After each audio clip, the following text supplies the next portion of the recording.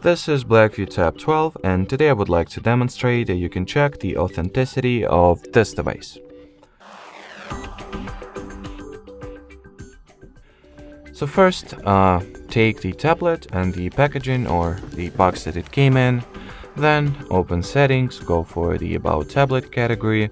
In here, open the Status Information page, and at the Status Information page, find the serial number.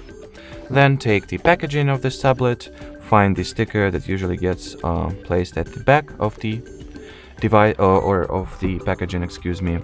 It has all kinds of certifications, email numbers, but the thing that we are particularly interested in is the SN or serial number.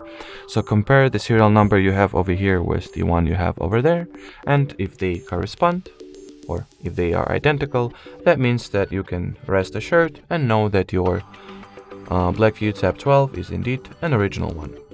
Alrighty, so that will be it for today. Thanks for watching, and bye bye.